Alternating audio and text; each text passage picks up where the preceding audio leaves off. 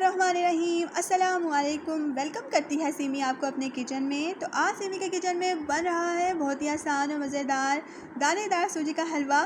तो दूसरों का तो मुझे पता नहीं, लेकिन हमारे पाकिस्तानी घरों में meal is incomplete without a nice dessert. और डिज़र्ट में कोई भी डिश हो सकती है, जैसे कि बेसन के लड्डू, सूजी का हलवा, खीर, डबल का मीठा, सवैयाँ and the list can go on.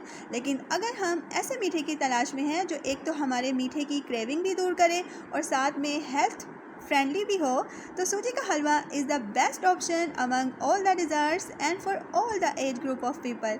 तो क्योंकि सूजी जो है जहाँ बड़ों की सेहत के लिए फ़ायदेमंद है, वहीं बच्चों की सेहत के लिए भी ये उतनी ही हेल्दी होती है, जो उनमें आयरन की कमी नहीं होने देती और उनकी हड्डियों को मजबूत बनाने और उनकी जहनी नशोनुमा में भी काफ़ी हेल्पफुल साबित होती है।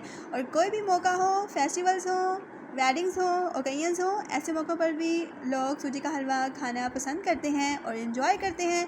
और अगर आप इंटरनेट पर बेस्ट दानेदार सूजी के हलवे की रेसिपी की तलाश में मेरे चैनल पर आए हैं, तो ये आपका बेस्ट डिसीजन है, क्योंकि मैं आपको ऑथेंटिक दानेदार सूजी के हलवे की रेसिपी दूंगी विद यूज़फुल टिप। तो वेलकम इन सीमीज़ किचन। बढ़ते हैं अपनी रेसिपी की तरफ। तो यहाँ जी मैंने कढ़ाई में हाफ़ कप घी डाल दिया था, जो कि मैंने नॉर्मल घी यूज़ किया है। आप चाहें तो देसी घी का भी यूज़ कर सकते हैं।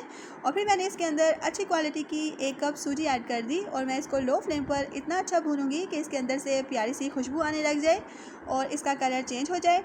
तो सूजी को आपने कभी भी तेज़ आंच पर नहीं भूनना, नहीं तो हलवे का कलर ख़राब हो जाता है। तो अब हम इसकी चाशनी रेडी करेंगे। तो इसके लिए मैंने पैन में 4 कप पानी डाल दिया और साथ ही इसमें 4 छोटी हरी इलायची और 1 कप शुगर भी ऐड कर दी। और जब पानी 4 कप से 3 कप रह गया, तो इसका मतलब है चाशनी हमारी रेडी है।